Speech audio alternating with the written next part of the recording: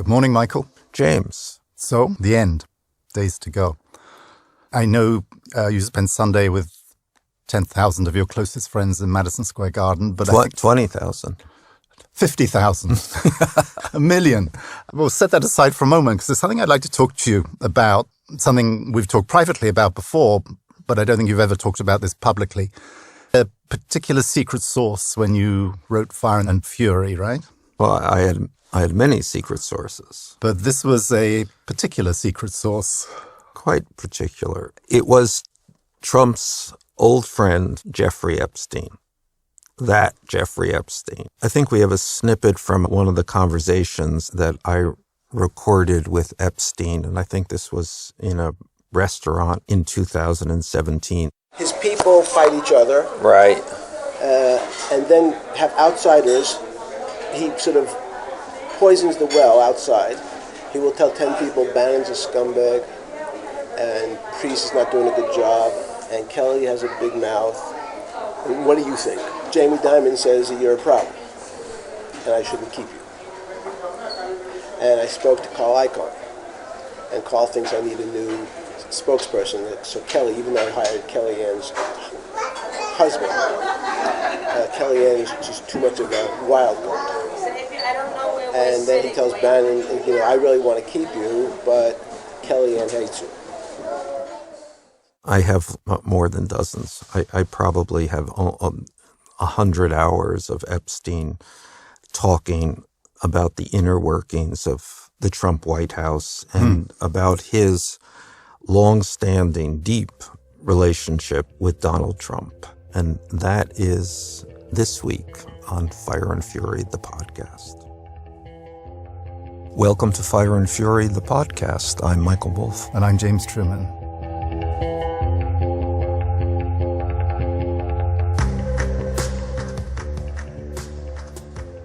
Well, this past week, the Epstein-Trump connection surfaced again when a well-known model of the 90s, Stacey Williams, gave an interview saying that while she was dating Epstein, he introduced her to Trump. And Trump, virtually upon their introduction, well, let me quote as the New York Times reported it. As Trump and Mr. Epstein chatted, Mr. Trump groped Miss Williams, she said. Mr. Trump pulled Miss Williams toward him and touched her breasts, waist and buttocks. She said. It was like an octopus, she said. I was utterly confused and frozen. After they left Trump Tower, Mr. Epstein just berated me for allowing that to happen, Miss Williams said. She added that she often wondered whether she'd been part of a bet or a challenge between the two men. I definitely felt like it was a piece of meat delivered to that office as some sort of game. Yeah, I heard this story from Epstein. In his telling, he was pissed, but at the same time, he seemed to think it was funny, I guess, or Trumpian. And I remember him specifically saying Donald was incapable of not trying to cop a feel. Obviously, there have been rumors about Epstein and Trump and their relationship for a long time. Trump denies it, though he's also been quoted as extolling Epstein and his young women. How much do you know about Jeffrey and Donald? Quite a bit. When I was writing Fire and Fury, I became an outlet for Epstein to express his incredulity about someone whose sins he knew so well, and then this person actually being elected president. Mm-hmm. Epstein was utterly preoccupied with Trump, and I think, frankly, afraid of him. Before he was president, or? In the run-up, as it became clearer that there was the possibility that Trump might be president, and I even at that point thought that there was no possibility, but Epstein was pretty convinced that, he kept saying, I know Donald Trump, and he's going to win. Wow. So many of the people who have been around Trump and burned by him have become obsessed with him. And I think it's partly all about that question. How could this have happened? How could this person, who we have seen how he behaves, actually have then become the president of the United States? And Epstein knew him really, I think, better than most. This was a true BFF situation. Two playboys very much styling themselves as playboys in that Hefner sense, who palled around for the better part of 15 years. This was a relationship that began in the late 80s, 87 or 88, I think, and continued until they had a fight over real estate, the thing rich guys fight over That's right. in 2004. There's a particular story that Epstein tells, and it's from the late 80s, maybe 89, maybe 90, and it's about Brooklyn real estate. So Trump's father, Fred, was making him look at real estate in Brooklyn, a big piece of land and lots of old buildings that they could buy. Now, this was the last place that Donald Trump wanted to be associated with. I mean, he had kind of styled himself, been reborn as this Manhattan guy. Yeah. But his father was making him do it. And he brought Epstein along to look at this property with him. And I remember Epstein described Trump came in his limo to pick Epstein up, and Epstein was waiting for Trump on the street with two beautiful girls, models. They each were holding a dog on a leash, those Afghans. Oh, Jesus. Huge dogs. Huge dogs. But then Trump got there and he jumps out of the car and he says, no dogs, no dogs. I don't want any dogs in the car. And then Epstein responds, then no girls. So the dogs came along and then they went to Brooklyn, and then Epstein kept making fun of him the whole way because he was going to have to become a Brooklyn real estate guy. Right. And then Epstein said, I'm not going to associate with you anymore if you're a Brooklyn real estate guy. And the girls, no more girls, Donald. So what was their bond? What did they actually see in each other?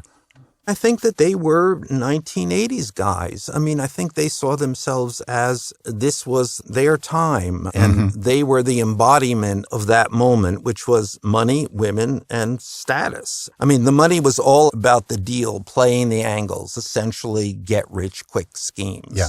And whether it was Trump's real estate stuff and who he was borrowing money and how he was borrowing money, or it was Epstein's, a million schemes, I guess money laundering schemes. Yeah. Was Epstein rich at this time? Well, you never know how much they certainly looked like they were rich. They were certainly living like they were rich. Epstein had a plane. I mean, the plane for Epstein, and I think also for Trump, became the way of being rich. If you had a plane, then obviously you were rich. And this was the dawn of people having their own private planes. Yeah. And Epstein and Trump were kind of interesting and distinguished that they didn't get, G4s or whatever. They got, 757s. I mean, so they were got going all around requisitioned airline planes. I mean, these big planes, which they would then redecorate in kind of baronial style. Yeah. And the women were all about kind of top-level pulchritude, models. I mean, this was the 1980s. Models were the sexual currency of the time. I mean, the social currency too. And they were very competitive about the women. So Stacey Williams recalling that there was a competition, I think is probably exactly accurate. I mean, there was one point in which they had a competition about who would be the first one who would sleep with Princess Diana. Now, I don't think that ever happened. But I don't believe so. And there was a thing. There was a period in which he was brought in to be a Princess Diana walker. Wow. And in other words, when he would be seated next to her, when the seat became empty, these guys were playing at the highest stakes they could play. I mean, there was constant kind of betting about who could get what girl first. Yeah. And then the status thing was all about what money could buy and what it could buy in that golden-crusted Trump sense. Yeah. And in real estate, of course. I mean, it was always about what real estate could be bought. I think Epstein saw Trump as essentially Bush League. His old man was rich, but he was from Queens. And I think Trump saw Epstein, the Brooklyn guy, who had achieved this kind of level of cool, which was, I think, had a lot to do with the Victoria's Secret relationship. Epstein had this relationship with Les Wexner. With Les Wexner. And again, it's models. Fundamentally at the center of this was 1980s and model culture. Is it too prosaic to ask, did Epstein actually like Trump? I think it pleased Epstein that he could look down on Trump.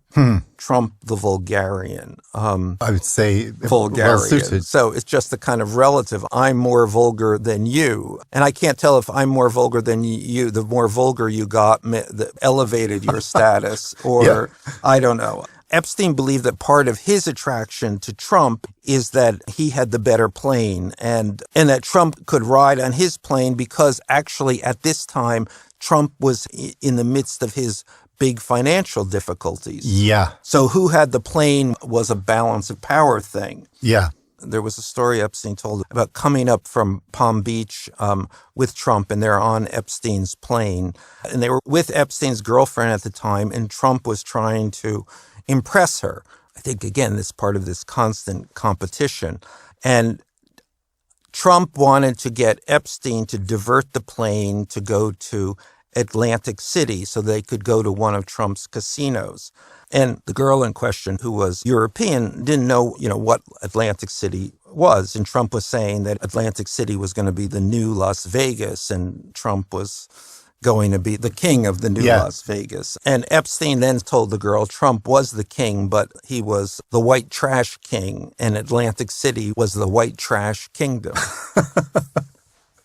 I mean, you can imagine that being said as sort of bro bonhomie, or you can imagine it being said with kind of secret disgust from one to the other. I think this was part of the patter that went on, but I think it was this constant balancing of status. Who was up, who was down, who was the real cool guy and who was the fake cool guy, and whose riches were richer.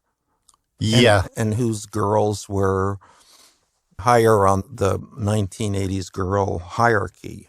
Do we know if at this time Epstein was hanging out with the underage girls, or was that something he kept closeted and away from his coterie of the people around him?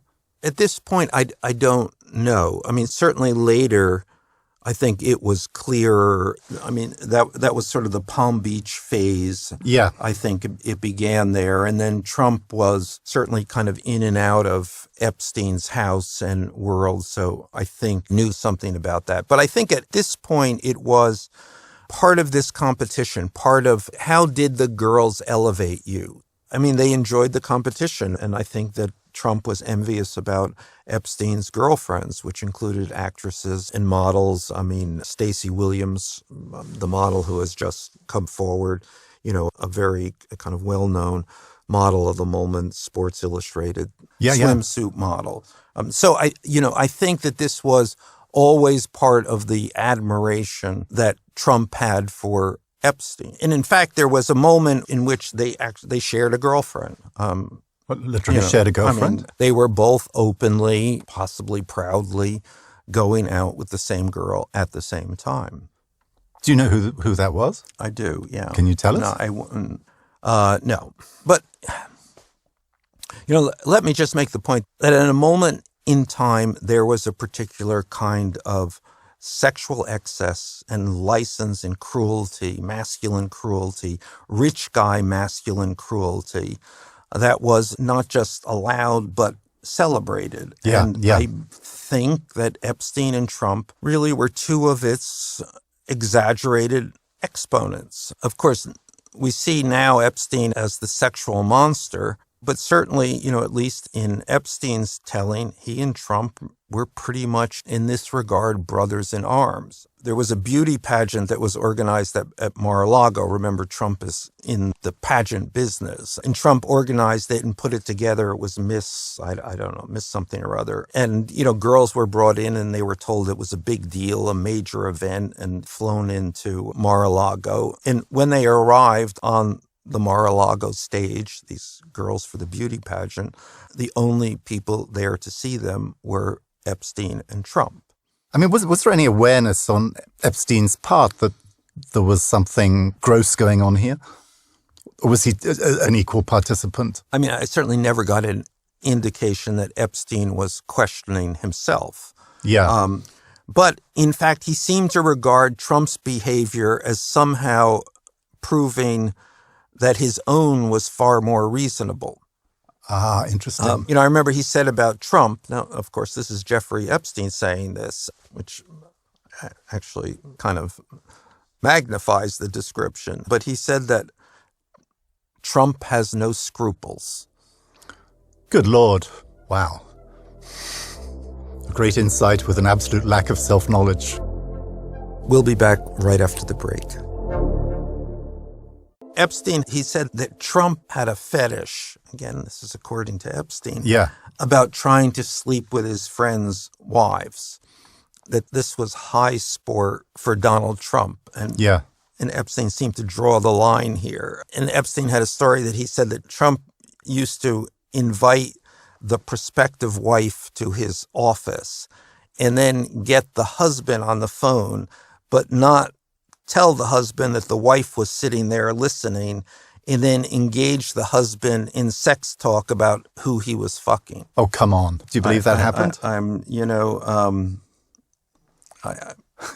Boggles the mind. Yeah, I'm just reporting. I actually included that story in Fire and Fury. I mean, it's so medieval. It's like the king sleeping with his subaltern's bride on the wedding night. I mean, it's really dark. There was a scene in the early 90s, I think, and they were at a place in New York called the China Club, which was a moment in time place on the Upper West Side, as I recall. And Epstein describes Trump pinning a waitress against the bar as the room looks on. As the room looks on. Yeah. So there was an exhibitionist quality to this as well. I mean, it was again, like getting away with it quality, yeah, right? I can get away with it. I think this was this moment in time. I can only explain it like that because one cannot imagine this occurring now or even at any moment in the last generation. Yeah. And was Trump married at this time? Well, I think Ivanka. Trump was in and out of these marriages, of which Epstein was particularly involved with. There's a woman named Jill Harth, and she's made this accusation public that Trump jumped on her in Ivanka's bedroom at Mar-a-Lago. And what was the story about when Marla Maples was pregnant? No, and then Marla Maples got, before they were married, got pregnant, and according to Epstein, he and Trump spent a lot of time about how to deal with this. With Trump clearly did not want to have the child, and what were his options, what were his recourses, and how could he convince Marla Maples not to have the child, which he seems not to have succeeded in doing. Yeah. This is getting creepy. Yeah, no. I mean, let's get to the creepiest framing of this, which is, here are these two guys, both driven by a need to do anything they wanted with women, dominance and submission and entertainment. And one of them ends up in the darkest prison in the country and the other in the White House. Yes. Explain that. I can think of one other thing they have in common. They both had putative fortunes whose origin was about the most obscure thing you could imagine, of whether they actually had any money, whether it was all bluff. I mean, what was Epstein's perspective on Trump's fortune? Yeah, well, he spent a lot of time, and he was kind of fascinated by this and knowledgeable. I mean, Epstein maintained that he spent as much time talking about women, they talked about money, which clearly makes sense. And in Epstein's view, Trump had no money, that it was all an illusion, and that his net worth simply derived from ignoring his liabilities.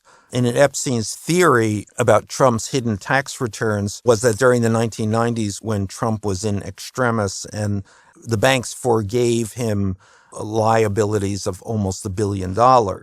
And Epstein pointed out that the forgiveness of those debts should have shown up as income, but that would have amounted to a $500 million tax bill, assuming Trump is in a 50% category, which of course he would be. Trump obviously didn't have the money because he had no money, which is why he had to be forgiven these debts. Hence, this forgiveness never showed up on his returns. In fact, the money thing or the real estate thing was then involved with their falling out. Yeah, what were the circumstances of that? I mean, Trump, revisionist, says, I just realized he was not a good guy, right? And ended the friendship. But obviously that was not it. Let's see. I mean, that's that other layer of this, that Trump has been able to just kind of say, pay no attention to this. I really didn't. There are the pictures here and there are this and that. And, the whole timeline of a relationship, but pay no attention in another to universe that happened. Yeah. Extraordinary. I never really knew him. But in 2004, Epstein had the high bid on a house in Palm Beach. I think the bid was $36 million. And then he brought Trump along to give him some advice about moving the swimming pool. And it was interesting that Epstein would say Trump was not really a real estate guy in the mogul sense because he couldn't do deals. He couldn't read a balance sheet. Epstein would say he was innumerate, which has to do with the exaggeration of Trump's numbers all the time. They just free floated in his head. But Epstein said that actually Trump was a very good contractor. He brought Trump along to give him some advice about moving the swimming pool. But then Trump went around Epstein's back and bid $40 million for the house. So this is classic rich guy breakdown. Totally, yeah. But then Epstein knew that Trump didn't have the money. Therefore, Epstein's conclusion was that he must be fronting for someone. Sure. And in fact, in that classic money laundering setup, Trump bought the house for $40 million, bought it through borrowed money. And then the house was put on the market not long afterwards and then immediately sold for $96 million. To who? To one of the oligarchs in the close Putin circle. I mean, it's like, okay, neon. So Epstein was pissed, of course. And he began to threaten lawsuits and he began to threaten press exposure. I mean, he was really, really, really pissed when those guys lose a dream house. Yeah. And that was the point at which Epstein's own legal problems, the problems with the girls, began. And certainly in Epstein's telling, this all happened because it was Trump who first dropped a dime on him. Oh, is that right? And Trump would have known about the girls because he was in and out of Epstein's house. Yeah. When Epstein and I were talking about this, and Trump was now the president of the United States, and I think frightening. I mean, frightening both because the most inappropriate person to be the president of the United States was probably Donald Trump. Yes. But also, I couldn't help but feel that there was a level of personal fear there. So he's having this conversation with me. And as I say, I'm writing Fire and Fury. I'm trying to figure out Donald Trump. It's as confounding to me, of course, as it was to everybody. Who is this guy? Yeah. How did this happen? But in having this conversation, Epstein, on more than one occasion, would bring out these photographs that he had of Trump. And there were about a half a dozen photographs, and they were, from the late 90s. Mm-hmm. They were Trump at Epstein's Palm Beach house, sitting around the pool with these young girls. And the young girls are topless, and in some of the pictures, they're sitting in his lap. I mean, whoa. And then there's one I especially remember where there's a stain, a telltale stain on the front of Trump's pants, and the girls are pointing at him and laughing. Where are these pictures? He would go and he would take them out of the safe. Yeah. And then he would return them to the safe. And I would say it was likely that they would have been there when the FBI, Trump's FBI at that point, not to put too fine a point on it, raided Epstein's house and took the contents of the safe in 2019. Wow. Is there a Steve Bannon connection in this? There's been a lot of reports about Epstein and Bannon. I introduced them. I mean, this is... You will go to heaven, Michael. This is the thing. I'm talking to both of those guys, and they both wanted to meet each other. So here I am in the middle of this. When was this?